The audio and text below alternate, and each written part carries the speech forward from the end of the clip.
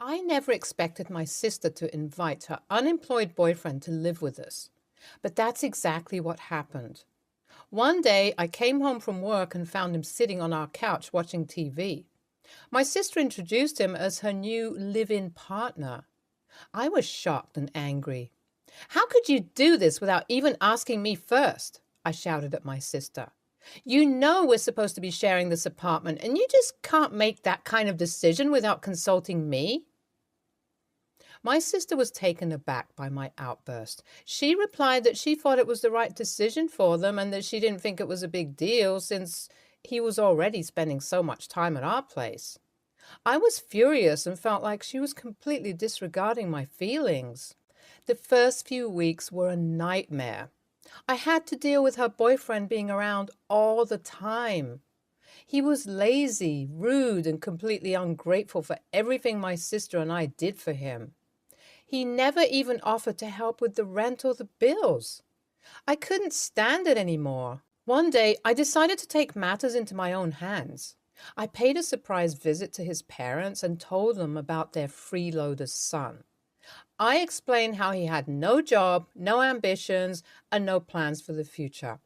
I told them that he was mooching off my sister and me, and that I couldn't support him any longer. To my surprise, his parents didn't react the way I expected them to. They were a middle-aged couple, and the mother had tears in her eyes as I spoke. They invited me to sit down and talk, and I could tell they were genuinely concerned for their son. They explained that they had been trying to help him, but had struggled to get through to him. They told me that he had been struggling with depression and had lost his job and his sense of purpose. They had been supporting him financially for months and were worried about his mental health. They didn't want to enable him, but they also didn't want him to be homeless either. After I left, his parents came over and sat him down for a heart-to-heart talk. They expressed their concern for him and told him that he needed to take responsibility for his life. They explained that they loved him but could not continue to support him indefinitely. They encouraged him to find a job, pursue his passions, and take steps towards independence. At first, he was defensive and resistant to their advice. He insisted that he was trying his best and that everyone was against him. But over time, he started to reflect on their words. He realized that he had been taking advantage of my sister and me, and that he needed to change his behavior. He also realized that he had been wallowing in self-pity and needed to take proactive steps towards improving his situation. After that incident, my sister and I had a talk. I told her how I felt about her boyfriend, and she listened. She admitted that she had been naive and had underestimated the impact of her boyfriend's behavior on me.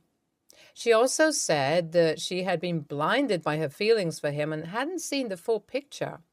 We agreed that he would have to start contributing to the household if he wanted to stay. At first, he was hesitant to change. He continued to be lazy and unhelpful, and I started to lose hope that he would ever change. But over time, I noticed a slow but progressive change in his behavior. He started to clean up after himself, cook meals for us, and offer to run errands.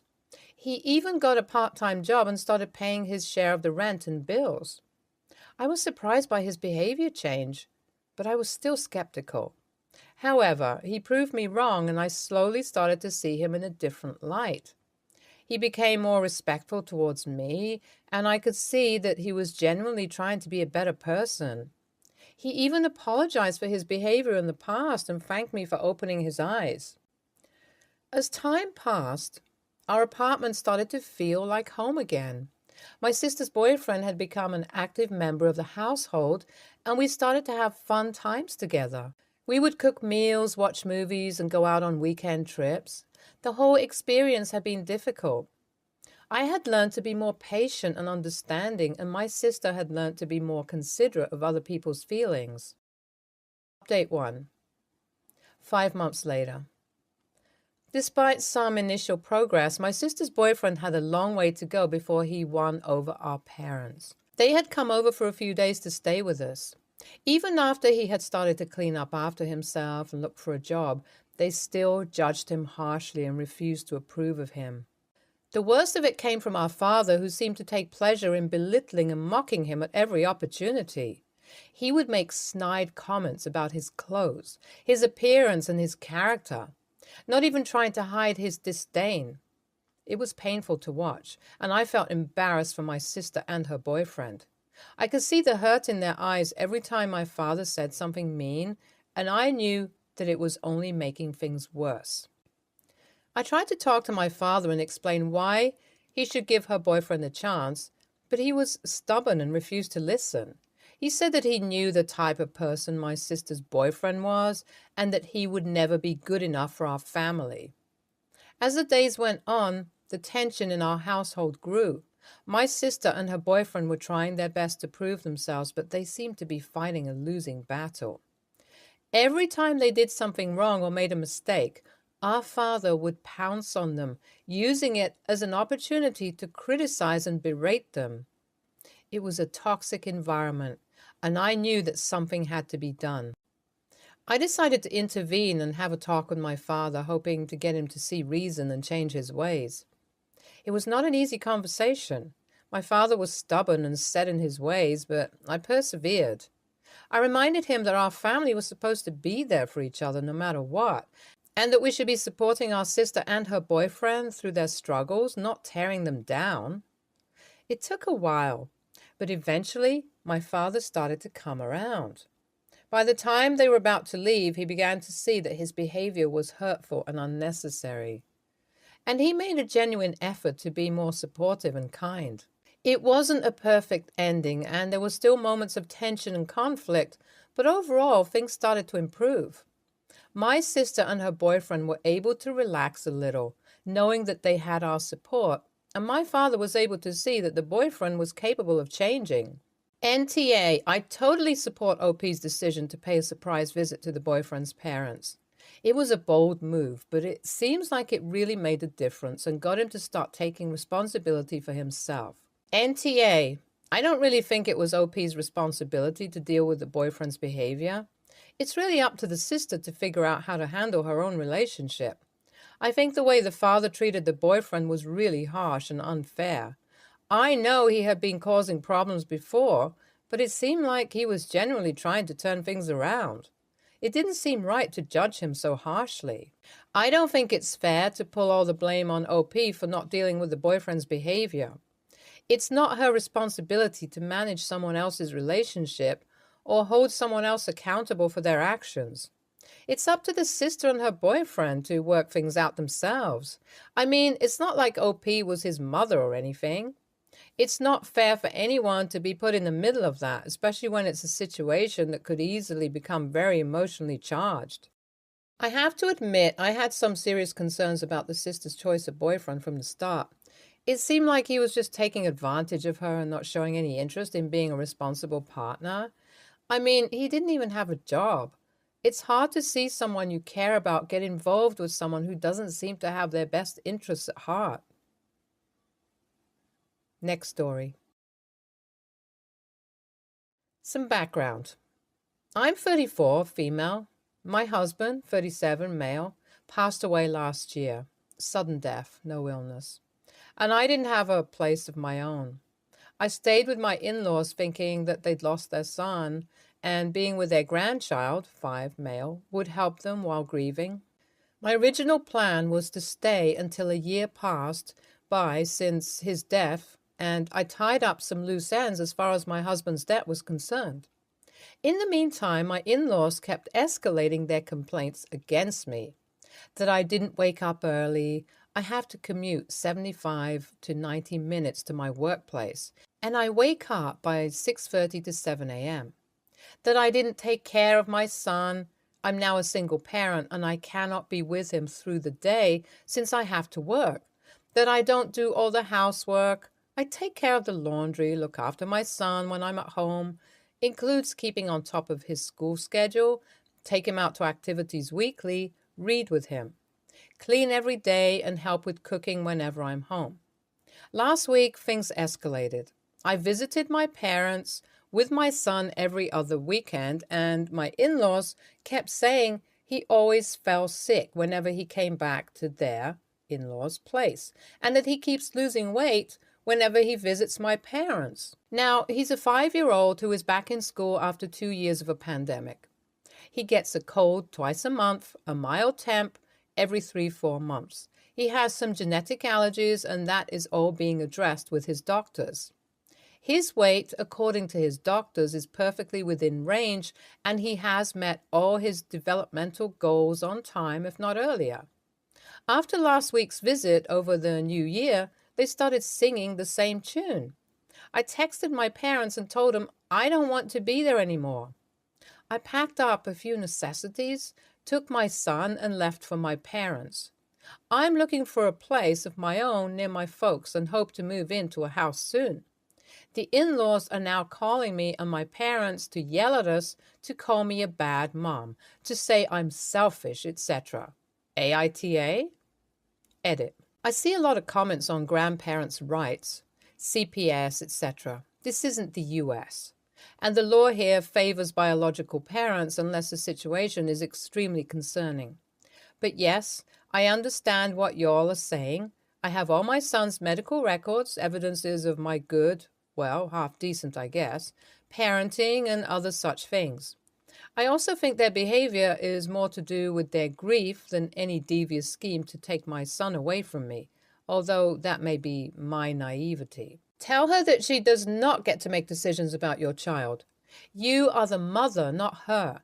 And if she can't respect you in your position as mother, she will not see your son for a very long time. Okay, it sounds like you will need to build up an evidence book at this point. If they continue harassing you or stalk you or anything else, you'll need to press charges against them for it and request a restraining order. Keep all the messages and calls on the log and voicemails and print them out. Gather your son's medical records from the pediatrician and deliver records from the hospital as well as the dentist if applicable. If you have been going to therapy since the death of your husband, get your records. Also, get bank statements and health insurance records along with a letter of employment from work. If she is wanting to make all decisions for your child, she will definitely try to make trouble for you.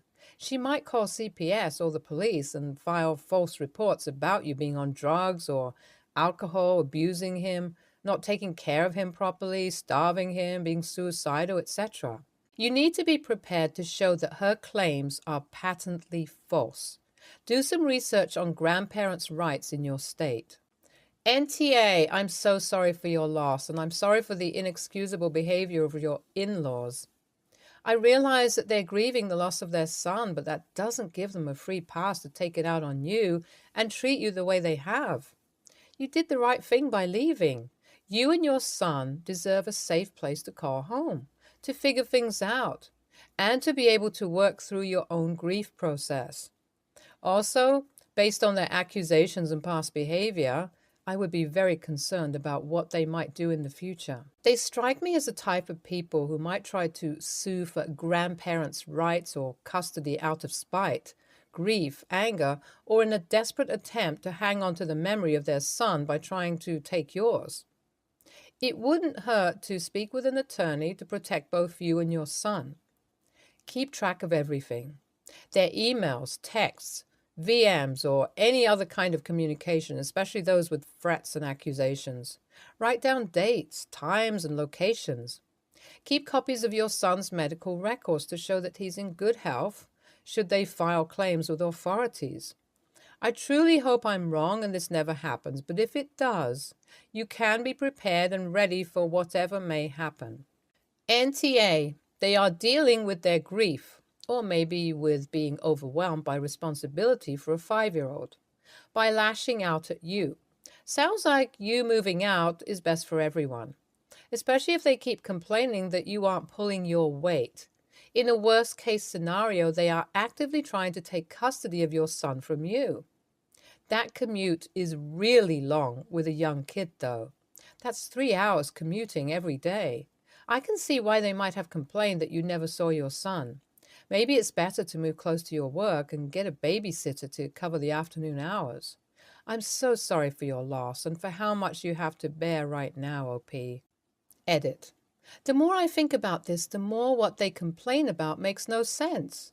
They complain that you aren't around your son enough, but then complain when you take him to your parents for the weekend, and they claim he comes back having lost weight. After one weekend? Who loses weight after just one weekend? And all kids are sick right now. That's a ridiculous thing to pin on the one weekend when he's out of their control. It really does sound like they're trying to build a case that you are neglectful and that they are the only ones taking care of him. The best thing you can do right now is limit contact with them and insist on being present for any visits you allow. Then it will be clear that he is doing just fine because of your care, and hopefully they will have no legal leg to stand on. Next story. For my mother's birthday this upcoming August, I, 25, female, plan to pay for her and I to take a trip to Italy in September. When I first made these plans in summer of 2022, I spoke with my sister, 23, female, and asked if she wanted to come, and she said she can't because she cannot afford it, which is totally understandable as she still lives at home with mom and works in a food retailer of sorts. I moved out in 2020 and started saving for this Italy trip after speaking with my sister. All seemed well, and my mom was excited to go since it was a trip for her to a destination she always wanted to visit. Cut to now. I've been making steady plans of what will we do in Italy each day and, of course, the overall cost.